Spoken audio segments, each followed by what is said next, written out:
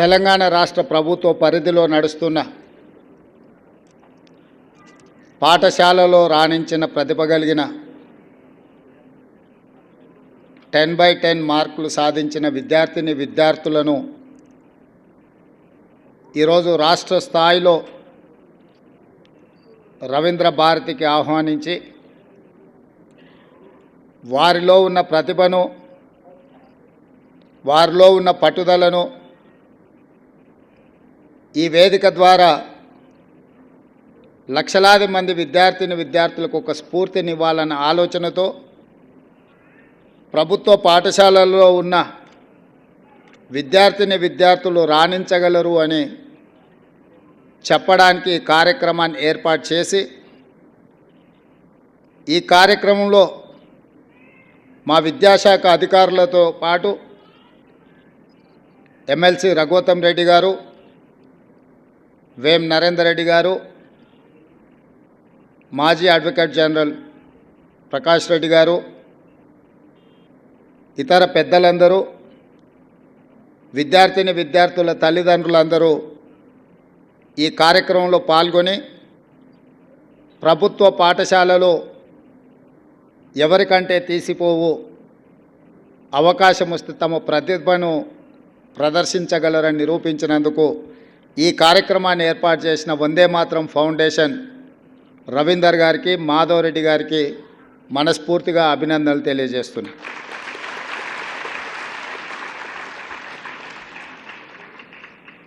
వాస్తవంగా ఇలాంటి కార్యక్రమాలను రాష్ట్ర ప్రభుత్వ పరంగానే అధికారికంగా నిర్వహిస్తే బాగుండేది. కానీ ప్రభుత్వం చేయాల్సిన బాధ్యతను వందే మాతరం ఫౌండేషన్ నిర్వహించడం ద్వారా మా ప్రభుత్వానికి కూడా బాధ్యతను గుర్తు చేసినారు. ఇది ఒక మంచి కార్యక్రమం అని చెప్పి నేను ఈ సందర్భంగా తెలియజేయదలుచుకున్నాను. మిత్రులారా, మీ తల్లిదండ్రులు కష్టపడి, మీ తల్లిదండ్రులు మీ మీద ఎన్నో ఆలోచనలు పెట్టుకొని మిమ్మల్ని ప్రభుత్వ పాఠశాలలకు పంపించిండ్రు అని అంటే ఆర్థికంగా వాళ్ళు బలహీనంగా ఉండడమో లేదా గ్రామాలలోనే లేదా ప్రభుత్వ పాఠశాలలో చదివించాలనే పట్టుదలను నాకు తెలీదు. ఏది ఏమైనా ప్రైవేట్ పాఠశాలలతో పోటీపడి ప్రభుత్వ పాఠశాలలో చదువుకుంటున్న మీరు ఈ రకంగా రాణించడం ఇది ప్రభుత్వానికే గర్వకారణము. నారాయణ కాలేజీలో ర్యాంకు సాధిస్తే నారాయణ గారు ఫోటో దిగి ఈ విద్యార్థులు నా కాలేజ్ అని చెప్పుకుంటాడు. ప్రభుత్వ పాఠశాలలో మీరు ఈరోజు రాష్ట్ర స్థాయిలో రాణించి ప్రతిభను చాటితే ఈ ప్రభుత్వం నాది, నా ప్రభుత్వంలో చదువుకున్న విద్యార్థులు మీరు రాణించిందంటే మీరందరూ మా విద్యార్థులు. నారాయణ, చైతన్య లాంటి ప్రైవేట్ కార్పొరేట్ పాఠశాలలతో కాలేజీలతో మా విద్యార్థులు కూడా పోటీ పడగలుగుతున్నారు అని అంటే అది మా గౌరవానికి గుర్తింపు. ఇందులో మా ప్రయత్నం పెద్దగా లేకపోయినా, మా ప్రభుత్వం పెద్ద ఎత్తున మీ పట్ల దృష్టి సారించకపోయినా మట్టిలో మాణిక్యాలుగా మీరు రాణించి ఈనాడు ఈ ప్రభుత్వానికి గౌరవం తెచ్చిపెట్టినందుకు విద్యార్థులందరినీ కూడా మనస్ఫూర్తిగా నేను అభినందిస్తున్నా. ఈరోజు దేశంలో ఐఏఎస్లైనా, ఐపీఎస్లైనా, ఐఎఫ్ఎస్లైనా వివిధ ఉన్నతాధికారులు మా ప్రభుత్వంలో పనిచేస్తున్న వాళ్ళు నన్ను కలవడానికి వచ్చినప్పుడు వాళ్ళతో మాట్లాడుతున్న సందర్భంలో నేను వాళ్ళని అడుగుతుంటాను, మీ స్కూల్ ఎడ్యుకేషన్ ఎక్కడా, మీ కాలేజ్ ఎడ్యుకేషన్ ఎక్కడా. ఎందుకు అని అంటే ఒక అంచనా వేయడానికి వీళ్ళు ప్రభుత్వ పాఠశాలలలో చదివినరా, ప్రైవేట్ కార్పొరేట్ స్కూల్స్లలో చదివినరా అని ఒక అంచనా కోసం నేను అడుగుతుంటా. 90% ఐఏఎస్, ఐపీఎస్లు ప్రభుత్వ పాఠశాలలలో చదువుకున్న వాళ్ళే, ఎన్నికవుతున్నారు. అదేవిధంగా రాజకీయ నాయకులు ముఖ్యమైన హోదాలలో రాణించిన వాళ్ళు ఈ దేశం మొత్తం మీద చూడండి. నిన్న ప్రమాణ స్వీకారం చేసిన నరేంద్ర మోడీ గారు కావచ్చు, 12 తారీఖు నాడు ప్రమాణ స్వీకారం చేయబోయే నారా చంద్రబాబు నాయుడు గారు కావచ్చు, డిసెంబర్ 7, 2023 నాడు ప్రమాణ స్వీకారం చేసిన మీ రేవంత్ అన్న కావచ్చు, మేమందరం ప్రభుత్వ పాఠశాలల్లో చదువుకొని ఈ స్థాయికి వచ్చినాం. మేము ఈ స్థాయికి రావడానికి కారణం మా తల్లిదండ్రుల కంటే కూడా ఆ పాఠశాలల్లో చదువులు చెప్పిన గురువులదే. నేను ఎందుకు ఈ అంశాన్ని గుర్తు చేస్తున్నా అంటే, మా ప్రభుత్వం బాధ్యత తీసుకున్న వెంబడే బుర్రా వెంకటేశం గారిని ఎడ్యుకేషన్ సెక్రటరీగా నియమించి చాలా సంవత్సరాల నుంచి ప్రభుత్వ పాఠశాలలు నిర్వీర్యమైపోయినాయి. వీటి పట్ల శ్రద్ధ తగ్గింది. టీచర్లు లేరని విద్యార్థులు రావడం లేదు, విద్యార్థులు లేరని పాఠశాలలు మూసేస్తుంది ప్రభుత్వం. ఇది కోడి ముందా గుడ్డి ముందా అని అంటే ఏది చెప్పలేదు. ప్రభుత్వం టీచర్లను పెట్టకపోతే విద్యార్థులు ఎట్లాగూ రారు. విద్యార్థులు రావడం లేదనే నెపంతో సింగిల్ టీచర్ పాఠశాలలు అన్నిటిని కూడా మూసేసే పరిస్థితి వచ్చింది. ఇదే కాకుండా కొన్ని స్కూళ్ళల్లో 8-9 మంది విద్యార్థులు ఉంటే 10-12 మంది టీచర్లు ఉంటున్నారు. అంటే వివిధ సబ్జెక్ట్స్ చెప్పడానికి ఆ టీచర్లు అవసరం, వివిధ తరగతుల కోసం ఇది ఒక సమస్యగా మారింది. వీటన్నిటిని దృష్టిలో పెట్టుకొని తక్షణమే మెగా డిఎస్సి నోటిఫికేషన్ ఇవ్వాలి. సింగిల్ టీచర్ స్కూళ్ళను కూడా ముయ్యడానికి వీల్లేదు. తండాలలో, గూడాలలో, మారుమూల ప్రాంతాలలో ప్రభుత్వ పాఠశాలలను నిర్వహించడం ద్వారా పేదలకు, దళితులకు, గిరిజనులకు విద్యను అందుబాటులోకి తీసుకురావాలి. వాళ్ళ తల్లిదండ్రులకు, వాళ్ళ కుటుంబాలకు ఆర్థిక భారం ఉండకూడదు. వాళ్ళ ప్రాంతాలను వదిలి ఇతర ప్రాంతానికి వెళ్ళి పిల్లల్ని చదివించాలి అని అంటే తల్లినో తండ్రినో రోజంతా కూలికి వెళ్ళకుండా వ్యవసాయం పనులు మానుకొని వాళ్ళు వెళ్ళాల్సిన పరిస్థితి. ఇది ఒక పెద్ద సామాజిక సమస్య. ఆర్థికంగా చూస్తే ఒక టీచర్కి 50,000, 60,000, 70,000 జీతం ఇవ్వడం, ఆ పాఠశాల నిర్వహణకు అత్యధికంగా ఖర్చు అవ్వడం, ఆ పాఠశాలలో 6-7 మంది విద్యార్థులు ఉంటే ఇప్పుడే మా అధికారి చెప్తున్నారు ఒక విద్యార్థి మీద 80,000 రూపాయలు మనం ఖర్చు పెడుతున్నామని యావరేజ్గా. ఈ 80,000 రూపాయలు ఎక్కడ ఖర్చు అవుతుంది? నాకు తెలిసినంతవరకు నేను పూర్తిగా సమీక్షించలేదు, కానీ మ్యాక్సిమం ఈ ఇన్వెస్ట్మెంట్ అంతా శాలరీస్ మీదనే పోతుంది. ఇన్ఫ్రాస్ట్రక్చర్ మీదనో మౌలిక వసతులను ఏర్పాటు చేసే దాని మీద ప్రభుత్వం దృష్టి తక్కువ పెట్టడం వల్ల ఇది ఒక గందరగోళమైన పరిస్థితికి దారి తీసింది. అందుకే మా ప్రభుత్వం మెగా డిఎస్సి నోటిఫికేషన్ ద్వారా 11,000 పైచిలకు ఖాళీగా ఉన్న టీచర్ల నియామకాలు చేపట్టడం ద్వారా పేదలకు, గూడాలలో, తండాలలో కూడా విద్యను అందుబాటుకు తీసుకురావాలన్న సంకల్పంతో వచ్చినెంబడే మేము నోటిఫికేషన్ ఇచ్చినాం. అదేవిధంగా ప్రభుత్వ పాఠశాలలు శిథిలావస్థకు చేరుకున్న వాటిని అన్నిటిని కూడా పునర్నిర్మించాలి, మౌలిక వసతులు కల్పించాలి అని దాదాపుగా 2,000 కోట్ల రూపాయల నిధులతోని పనులను ప్రారంభించినాం. ఇదే కాకుండా ప్రభుత్వ పాఠశాలను తీర్చిదిద్దాలన్న ఆలోచనతోటి ప్రొఫెసర్ జయశంకర్ గారి పేరు మీద బడిబాట కార్యక్రమాన్ని ఈ నెల 9 తారీఖు నుంచి 20 తారీఖు వరకు ఈ కార్యక్రమాన్ని తీసుకోవాలి. గ్రామాలలో ఇల్లు తిరగాలి, తల్లిదండ్రులకు వివరించాలి, ఆ పిల్లల్ని ప్రభుత్వ పాఠశాలల్లో చేర్పించండి. ఆ పేదలకు, ఆ తల్లిదండ్రులకు చెప్పండి, మీ పిల్లలు చేరకపోతే మీ ఊర్లో పాఠశాల తొందరలో బంద్ కాబోతుంది. మీ ఊర్లో పాఠశాల బంద్ అవుతే భవిష్యత్ తరాల పిల్లలు విద్యకు దూరం అవుతారు. పేదలు ఎప్పుడైతే విద్యకు దూరం అవుతారో ఆర్థికంగా వాళ్ళు చితికిపోతారు. ఇంతకుముందు రవీందర్ గారు చెప్పినట్టుగా విద్య ఒక్కటే మనల్ని అభివృద్ధి పదం వైపు నడిపిస్తుంది అని నేను బలంగా నమ్ముతాను, విశ్వసిస్తాను. అందుకే ప్రొఫెసర్ జయశంకర్ బడిబాట కార్యక్రమాన్ని ఈరోజు ముందుకు తీసుకెళ్ళండి అని చెప్పి మా అధికారులకు ఆదేశించడం జరిగింది.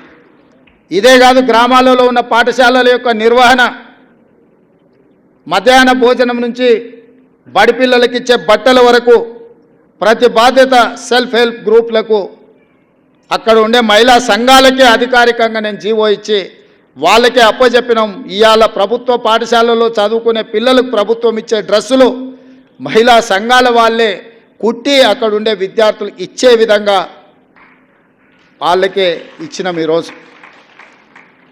అదే కాకుండా అమ్మ ఆదర్శ పాఠశాల అనే పేరు మీద పాఠశాలల యొక్క నిర్వహణ గ్రామాలలో ఉన్న మహిళా సంఘాలకే పూర్తిగా అప్పచెప్పిన నిధులు వాళ్ళ చేతులకే ఇచ్చి వాళ్ళే పాఠశాలలు నిర్వహించే బాధ్యతను ఆ తల్లులకే ఇచ్చినాము. ఎందుకంటే మహిళా సంఘాలలో సభ్యులుగా ఉన్నారు అంటే వాళ్ళు గ్రామంలో ఉంటారు. గ్రామంలో ఉండే ఆ తల్లులే వాళ్ళ పిల్లలని పాఠశాలకు పంపిస్తే వాళ్ళ పిల్లలు చదువుకునే పాఠశాలల్ని వాళ్ళ కుటుంబ సభ్యులుగా భావించి వాటిని తీర్చిదిద్దుతారు అని చెప్పి మధ్యాహ్న భోజన పథకానికి సంబంధించి కూడా బాధ్యతలన్నీ వాళ్ళ చేతుల్నే పెట్టి గ్రీన్ ఛానల్ ద్వారా వాళ్ళ నిధులను విడుదల చేయమని చెప్పి మా ఆర్థిక శాఖ కార్యదర్శికి, మా ఆర్థిక మంత్రికి నేను ఆదేశాలు ఇవ్వడం జరిగింది. ఇవన్నీ ఎందుకు చెప్తున్నా అంటే గ్రామీణ ప్రాంతం నుంచి వచ్చిన నాకు ప్రభుత్వ పాఠశాల యొక్క విలువ తెలుసు. ఈ ప్రభుత్వ పాఠశాల ద్వారా ఈ తెలంగాణ రాష్ట్రాన్ని పునర్నిర్మించాలన్న ఆలోచన, సంకల్పం మా ప్రభుత్వానికి ఉంది. అందుకే ఈ విధానాలన్నిటిని కూడా మేము సమీక్షించుకొని ముందుకెళ్తున్నాం. ఇంతకుముందే వస్తున్నప్పుడు ఇక్కడే మిత్రుడు వందే మాత్రం ఫౌండేషన్లో క్రియాశీలక పాత్ర పోషిస్తున్న మాధవ్ ఇంకొక మాట చెప్పిండు నాకు, సెమీ రెసిడెన్షియల్ విధానాన్ని మీ ప్రభుత్వం తీసుకుంటే బాగుంటుంది అని. నేను అడిగిన సెమీ రెసిడెన్షియల్ అంటే ఏంది అని. అంటే ఉదయం బ్రేక్ఫాస్ట్, మధ్యాహ్నం లంచ్తో పాటు ఈవినింగ్ కూడా స్నాక్స్ ఇస్తే పిల్లలు పాఠశాలలో తల్లిదండ్రులు వచ్చి వాళ్ళు పని మీద పోయి వాళ్ళకు భోజనం పెట్టాలన్నా టిఫిన్ పెట్టాలన్నా ఇబ్బంది అవుతుంది. కాబట్టి ప్రభుత్వం ఆ బాధ్యతను తీసుకుంటే బాగుంటుంది అని. ఆ సూచనను తప్పకుండా మా ప్రభుత్వం పరిగణలోకి తీసుకుంటుంది, పరిశీలిస్తుంది. ఇదే కాకుండా ఒక స్టడీ రిపోర్ట్ నేను నిన్నమన్న చూసిన, ఇంకా దాన్ని లోతుగా విశ్లేషించేది ఉన్నది. కానీ ఇంతమంది విద్యార్థులు వాళ్ళ తల్లిదండ్రులని వేదిక మీద నేను పంచుకోవాలని అనుకుంటున్నా. ఈ మధ్యకాలంలో మన తెలంగాణ రాష్ట్రంలో చాలా వరకు రెసిడెన్షియల్ స్కూల్స్ వచ్చినాయి. రెసిడెన్షియల్ స్కూల్స్ ఒక రకంగా విద్యను పెంచడానికి పనికొచ్చినా ఈ రెసిడెన్షియల్ స్కూల్స్ పిల్లల్ని చిన్న వయసులోనే పాఠశాల ఈ రెసిడెన్షియల్ స్కూల్స్ చేర్చడం ద్వారా తల్లిదండ్రుల మధ్యలో ఉన్న కుటుంబ సంబంధాలు బలహీనపడుతున్నాయని చెప్పి ఒక స్టడీ రిపోర్ట్ వచ్చింది. అమ్మ ఒడినే ప్రథమ పాఠశాల. అమ్మ ఒడిలోనే చాలా నేర్చుకోవడానికి అవకాశం ఉంటుంది. రెసిడెన్షియల్ స్కూల్స్ వల్ల, వాళ్ళ పేదరికం వల్ల అమ్మ ఒడిలో ఉండి సొంత గ్రామంలో ప్రభుత్వ పాఠశాలలో చదువుకోవాల్సిన విద్యార్థులు రెసిడెన్షియల్ స్కూల్స్లో జాయిన్ అయ్యి దూరానికి వెళ్ళినప్పుడు కుటుంబ సంబంధాలు, కుటుంబ బాంధవ్యాలు బలహీనపడుతున్నాయని ఒక స్టడీ రిపోర్ట్ వచ్చింది. ఇది భవిష్యత్తులో పెద్ద సామాజిక సమస్యగా మారడానికి కూడా అవకాశం ఉంది. కాబట్టి ఇక్కడ ప్రభుత్వం ఖచ్చితంగా రెసిడెన్షియల్ స్కూల్స్ని ఒక ప్రక్కన ప్రోత్సహిస్తూనే గ్రామాలలో ఉండే పాఠశాలల పట్ల నిర్లక్ష్యం వహించొద్దు. కొంతకాలం తర్వాత ఇది సామాజిక రుగ్మతగా, సామాజిక సమస్యగా పరిణమిస్తుంది. కాబట్టి ఖచ్చితంగా గ్రామాలలో ఉండి తల్లిదండ్రుల దగ్గర పెరుగుతూ ప్రభుత్వ పాఠశాలలో చదువుకోవడానికి అవసరమైన వెసులుబాటు, వసతులను కల్పించాల్సిన బాధ్యత ఏ ప్రభుత్వం వచ్చినా వాళ్ళ మీద ఉంటుంది. మా ప్రభుత్వం తప్పకుండా బాధ్యతను నెరవేరుస్తుంది అని చెప్పి మీ ముందు నేను చెప్పదలుచుకున్నాను. ఎక్కడైనా మనం పెట్టే నిధులు ఖర్చు కావచ్చేమో కానీ విద్య మీద పెట్టే నిధులు పెట్టుబడి. ఇవాళ విద్య మీద ప్రభుత్వ పాఠశాలలో చదువుకున్న ఐఐటీలు చదువుకున్న వాళ్ళు, ఐటీ నిపుణులు దేశ విదేశాలలో రాణించి వాళ్ళు లక్షల కోట్ల రూపాయలు సంపాదించి ఆ సంపదను మళ్ళీ మన ప్రాంతాలకు మన గ్రామాలకు పంపుతున్నారు అని అంటే మనం పెట్టిన పెట్టుబడి లాభాలతో తిరిగి వస్తుంది. విద్య మీద పెట్టే పెట్టుబడి, దీన్ని నేను సంపూర్ణంగా నమ్ముతాను. అందుకే ఈరోజు మీ కార్యక్రమానికి ఇతర ఏదో కార్యక్రమాలు ఉన్నా ఈ విద్యార్థులను కలవడం కోసం నిన్న ఢిల్లీలో ఉండే, యాక్చువల్గా మీ దగ్గరికి నిన్ననే రావాల్సి ఉండే, కొన్ని ప్రత్యేకమైన పరిస్థితుల వల్ల మిమ్మల్ని కలవడానికి నేను అవకాశం లేకపోయినా మా అధికారులకు ఆదేశించి ఈరోజు పెట్టండి, తప్పకుండా ఈ ప్రభుత్వ పాఠశాలలో చదువుకున్న విద్యార్థులను కలవడం ద్వారా నాకు మీ అందరితో కలిసే అవకాశం, మీ అందరినీ ప్రోత్సహించడానికి నాకు ఒక స్ఫూర్తి ఉంటుంది. అదేవిధంగా మా ప్రభుత్వం చేపడుతున్న చర్యల్ని కూడా మీ ద్వారా ప్రజలకు వివరించాలన్న ఆలోచన నాకు ఉండే. తప్పకుండా భవిష్యత్తులో ఈరోజు సిలబస్ ఎప్పుడో తయారు చేసుకుంటే కొన్ని సంవత్సరాల కొద్దీ అదే సిలబస్ ఉండడం వల్ల ప్రస్తుత మారిన కాలమాన పరిస్థితుల్లో ఆ సిలబస్ అనేది కూడా కొంత ఇర్రిలవెంట్ అవుతుంది. అందుకే మా ప్రభుత్వం స్పష్టమైన నిర్ణయం తీసుకున్నది, విద్యా కమిషన్ అపాయింట్ చేయాలని. విద్యా కమిషన్ ద్వారా మీ అవసరాలు ఎప్పటికప్పుడు, ఎట్లయితే మైనారిటీ కమిషన్, ఎట్లయితే మహిళా కమిషన్ అపాయింట్ చేసి ఎప్పటికప్పుడు వాళ్ళ సమస్యల్ని ఫిర్యాదు చేసుకోవడానికి ఒక అవకాశం కల్పించి ఆ సమస్యల్ని పరిష్కరించడానికి ఎట్లయితే కమిషన్స్ ప్రభుత్వాలకు రికమెండేషన్స్ ఇచ్చి ఆ ప్రభుత్వాల సమస్యలు పరిష్కరిస్తున్నాయో, మా ప్రభుత్వం స్పష్టంగా 2 ప్రాంతాలను ప్రత్యేకంగా గుర్తించింది. ఒకటి విద్య, 2 వ్యవసాయం. తొందరలోనే విద్యా కమిషన్ అపాయింట్ చేయడం ద్వారా నిరంతరం మీ సమస్యల్ని పర్యవేక్షిస్తూ మీ సమస్యల పరిష్కారం కోసం పాటుపడడానికి ఒక నిరంతరం పనిచేసే వ్యవస్థను ఏర్పాటు చేయాలని మా ప్రభుత్వం నిర్ణయం తీసుకున్నది. అదేవిధంగా వ్యవసాయ కమిషన్ను కూడా మేము ఏర్పాటు చేయబోతున్నాం. తద్వారా విత్తనాలు కానీ, నకిలీ విత్తనాలు కానీ, ఎరువులు కానీ, సంస్థలు కానీ, ప్రభుత్వాలు కానీ రైతులకు నష్టం జరిగినప్పుడు, రైతులకు అన్యాయం చేసినప్పుడు వాళ్ళ తరఫున ఆదేశాలు ఇవ్వడానికి, వాళ్ళ తరఫున ప్రభుత్వాలకు నివేదికలు చేర్చడానికి కమిషన్స్ అవసరం. ఈ విద్యా కమిషన్ని, అదేవిధంగా వ్యవసాయ కమిషన్ని ప్రాధాన్యతతో తీసుకొని మా ప్రభుత్వం వీటిని ఎస్టాబ్లిష్ చేస్తుంది. తద్వారా నిరంతరం ప్రభుత్వ పాఠశాలల్ని పర్యవేక్షించే ఒక వ్యవస్థను ఏర్పాటు చేసి ప్రభుత్వ పాఠశాలల్ని పునర్నిర్మించడం ద్వారా ఈ తెలంగాణ సమాజాన్ని మళ్ళీ పునరంకితం చేస్తూ పునర్నిర్మించాలన్న ఆలోచన మా ప్రభుత్వానికి ఉన్నది. మా ప్రభుత్వానికి భేషజాలు లేవు. ఎవరైనా అనుభవజ్ఞులు ఏదైనా మా ప్రభుత్వం దృష్టికి తీసుకొస్తే తప్పకుండా వాటిని ఆచరించడానికి, అమలు చేయడానికి మా ప్రభుత్వం ఎప్పుడూ సిద్ధంగా ఉంటుంది. అన్నీ మాకు తెలుసన్న ఆలోచన మా ప్రభుత్వానికి లేదు. ఎవరైనా ఇందులో ప్రత్యేకంగా స్టడీ చేసిన రిపోర్ట్స్ కానీ, నివేదికలు కానీ, సజెషన్స్ కానీ మా ప్రభుత్వానికి ఏమి ఇవ్వాలనుకున్నా ఎల్లవేళలా మా అధికారులు అందుబాటులో ఉంటారు. మా అధికారుల దృష్టికి తీసుకొస్తే నేను కూడా వాళ్ళు సూచించిన వ్యక్తులను, సంస్థల్ని కలవడానికి నాకు ఎలాంటి అభ్యంతరం లేదు. అందుకే ఈరోజు మిమ్మల్ని అందరినీ ప్రత్యేకంగా కలిసిన సందర్భంగా నాకు చాలా సంతోషం అనిపించింది. ప్రభుత్వ పాఠశాలల్లో కూడా ప్రతిభ కలిగిన విద్యార్థులు ఉన్నారంటే మీ విద్యార్థులు, మా ప్రభుత్వం తరఫున ఈ రాష్ట్రానికి గౌరవం తెచ్చిన విద్యార్థులు, మళ్ళొకసారి విద్యార్థులకు ఇక్కడికి వచ్చిన 230 మంది అనుకుంటాను విద్యార్థులు ఇక్కడికి వచ్చిండ్రు. మీకు అందరికీ మనస్ఫూర్తిగా అభినందనలు తెలియజేస్తూ, ఇంతకుముందు ఫ్రీ అడ్మిషన్ అనేది అన్నారు, మరి అది ఇంటర్వ్యూసా ఫ్రీనా నాకు అర్థం కాలే. మా బుర్రా వెంకటేశం గారికి నేను ఆదేశాలు ఇస్తున్నా, ఈ 10/10 వచ్చిన విద్యార్థులకు ఫ్రీ అడ్మిషన్స్ కావాలని వాళ్ళు ఒక సూచన చేసిండ్రు. అదేందో నోట్ చేసుకొని వాళ్ళ ఫీ గవర్నమెంట్ పే చేయాలన్నా మాకు అభ్యంతరం లేదు.